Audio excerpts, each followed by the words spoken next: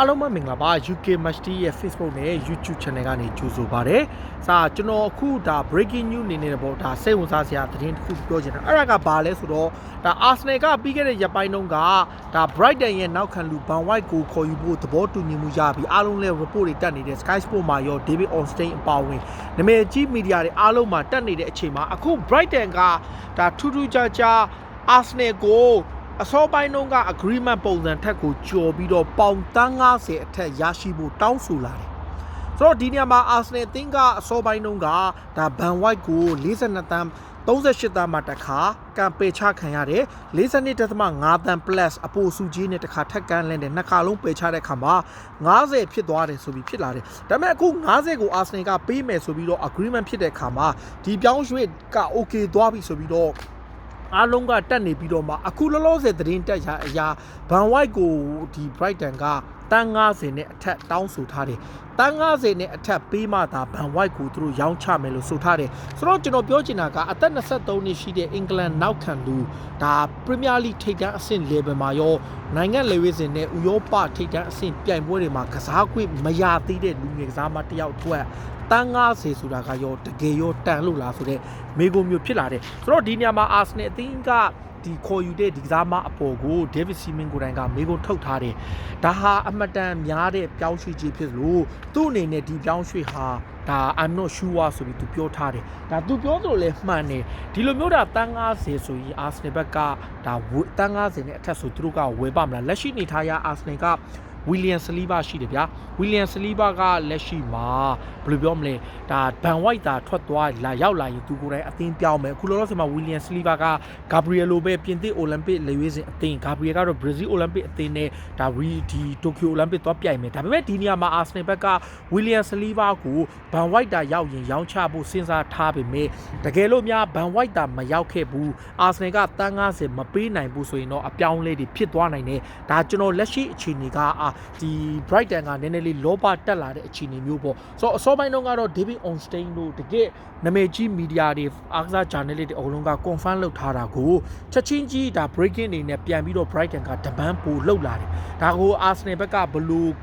game မျိုးနဲ့ဒါ over the line ဖြစ်အောင်လုပ်မှလဲဒါမှမဟုတ်ရှင်ပဲဒါအဆုံးသက်ကိုပဲလုပ်မလားဆိုတဲ့အခြေအနေပေါ့ဒါတစ်ဖက်မှာလဲဒါ Arsenal ဘက်ကစဉ်းစားနေတဲ့အချိန်ဒါသူတို့အနေနဲ့ဒါ Granit Xhaka ကိုလည်းသူတို့က Roma ကိုရောင်းဖို့သဘောတူလိုက်တဲ့အတွက်ဒီနေရာမှာအစားထိုးဖို့တယောက်ရှာထားတယ်အဲ့ဒါက Renato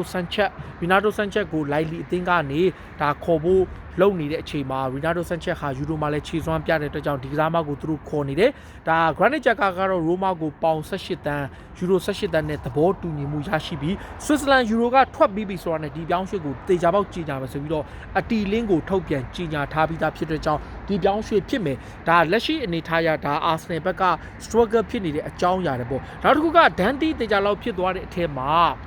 ဒန်တီဖြစ်သွားတဲ့အထက်မှာဟာကီမီပေါ့ဟာကီမီအကြောင်းပြောရင်းနဲ့မှဒါဘယ်လိုပြောမလဲမန်ချက်စတာယူနိုက်တက်ကအခုလောလောဆယ်မှာဒါအခုနောက်ဆုံးတက်ထားတာပေါ့မနေ့ကတည်းကကျွန်တော်သတင်းတင်ပြပြီးသားပါအခု89.5တန်းနဲ့ဂျီဒန်ဆန်ချိုဟာ confirm ဖြစ်ပြီးပြောင်းရွှေ့ခြင်းကလည်း confirm ဖြစ်ပြီးလာမယ့်2ပတ်အတွင်းမှာအပြောင်းရွှေ့ကအဆုံးသတ်မယ်အပြောင်းရွှေ့အဆုံးသတ်တဲ့အတူဂျီဒန်ဆန်ချိုဟာယူနိုက်တက်ကစားမှာဖြစ်မယ်တစ်ပတ်ကိုပေါင်3သိန်းခွဲရမယ်ပြီးတော့မှယူနိုက်တက်နဲ့9နှစ်စာချုပ်အပိုတစ်နှစ်ထပ်တိုးတဲ့စာချုပ်နဲ့ရမယ်ကျိုးနံပါတ်ဘယ်လောက်ရမယ်ဆိုတော့မသိသေးဘူးဒါပေမဲ့ Manchester United နဲ့ Borussia Dortmund ကြားမှာပြောင်းရွှေ့ကြီးကို stretcher ဘယ်လိုပေးမလဲပြောင်းရွှေ့ကြီး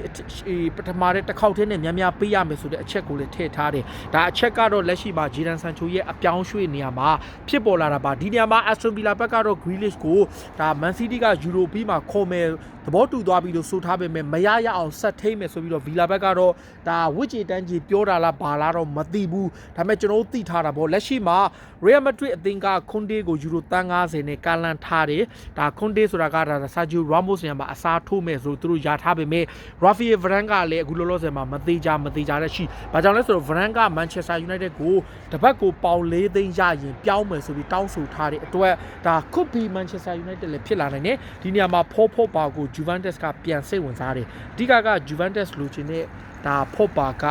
ဒါ contract ကတစ်နှစ်ပဲကျန်တော့တဲ့အချိန်မှာဖော့ပါရဲ့အနာဂတ်လည်းမသေးကြဘူးဒီနေရာမှာဘယ်လိုအခြေအနေရှိမလဲ Chelsea ကတော့ကစားမတွေအားလုံးကိုထွက်ကြည့်ကြီးပဲလုပ်နေတဲ့အချိန်မှာတိတ်တော့မတည်သေးဘူး Liverpool ကတော့ဒါလက်ရှိမှာ Kylian Mbappe နဲ့သတင်းတက်နေတယ် Kylian Mbappe က Liverpool မှာမဟုတ်ဘူး Real Madrid နဲ့လည်းတက်တယ် Real Madrid ဆိုရင် Kylian Mbappe ကိုနွေရာသီမှာခေါ်ဖို့ financial ရတောင်းတင်းမှုမရှိတဲ့ကြောင်းဝန်ခံလိုက်ပြီးတော့ဖြစ်နိုင်ရင်နောက်ရာသီမှာပဲခေါ်တော့မယ်အဲ့ဒါကအလွတ်ပြောင်းရွှေ့ချီဒီနေရာမှာ Liverpool ကလည်း Kylian Mbappe နဲ့တောက်လျှောက်သတင်းတက်နေပေမဲ့ Fabrizio Romano ရဲ့အဆိုအရ Liverpool ဟာ Kylian Mbappe ကိုဘယ်တော့ခါမှ close မဖြစ်ခဲ့ဘူး target မဖြစ်ခဲ့ဘူးဆိုပြီးတော့သူကပြန်ညင်းထားတယ်ဆိုတော့ဒါ Kylian Mbappe အခြေအနေပေါ့နောက် Juventus ကအခုဒါ Sassuolo ရဲ့ Locatelli ကိုစတင်ဆွေးနွေးနေပြီး Euro 40နဲ့စတင်ဆွေးနွေးနေသလို Fiorentina တိုက်စစ်မှု Vlahovic ဆိုတဲ့ကစားမပါဒီကစားမကို Chelsea စောင့်ကြည့်နေတာလဲကြာပြီဒါ Chelsea ကခေါ်မယ်နဲ့ကြည့်နေတာဒါပေမဲ့အဲ့ကစားမကို Juventus ကဆွေးနွေးနေတယ်တစ်ဖက်မှာတော့ဒါထော်တန်ကတော့လက်ရှိမှာနီးပြသေးရှာပုံတော့ပဲလုံနေပြီးတော့ဘယ်သူပဲဝါဖြစ်မလဲဆိုတာကိုခမန်းဖြစ်တယ်အခုထော်တန်ကဒီနေ့တယောက်နောက်နေ့တယောက်ဒီနေ့တယောက်နောက်နေ့တယောက်ဖြစ်နေတာအခုနောက်တစ်ယောက်ကအခုဒါ Rafael Benitez ကတော့ Everton ရဲ့နီးပြဖြစ်ပြီး Everton က Rafael Benitez ကို Liverpool ပြည်သက်တွေ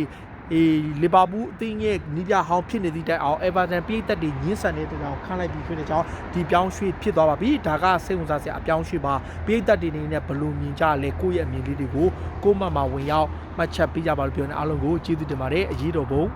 အောင်ရမည်